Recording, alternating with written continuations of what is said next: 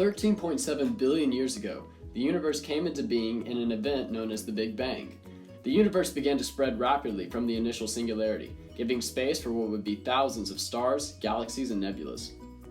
About 4.5 billion years ago, our current solar system was nothing but a large cloud of dust and gas called a solar nebula.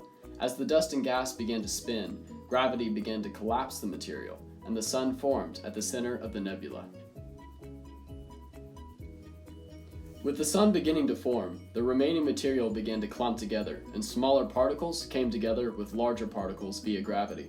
Lighter elements like hydrogen and helium were swept away by solar wind, leaving heavy, rocky material to create smaller planets like Earth. The first part of Earth to form was the rocky core, due to the heavy elements colliding and binding together.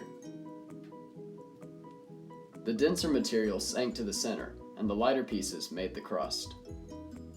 Early in its evolution, Earth was struck by a large object which sent pieces of the planet's mantle into space.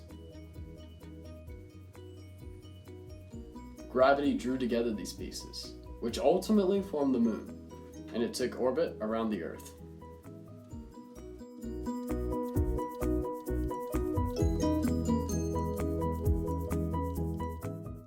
The flow of mantle beneath the crust caused plate tectonics, and the collisions of these plates gave rise to mountains and volcanoes, which spewed gases into the atmosphere. The atmosphere at this time would have contained little if any oxygen, and would have been toxic to most life, including humans. Much of the Earth was molten due to frequent collisions with other bodies, which led to extreme volcanism.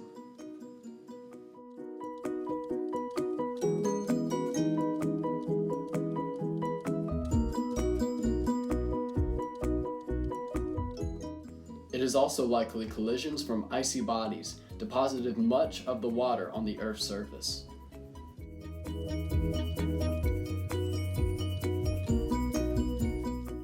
This process went on to form Earth as we know it today. In recent years, however, an interesting discovery has been made.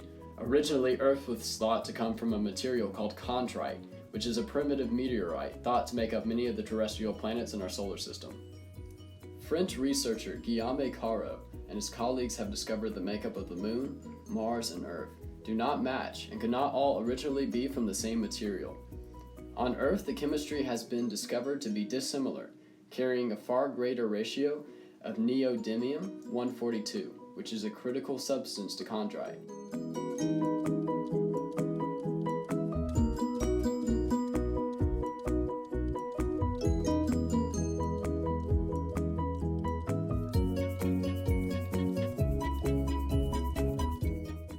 This means there's a lot about the chemical makeup and original processes of our great planet that is yet to be discovered.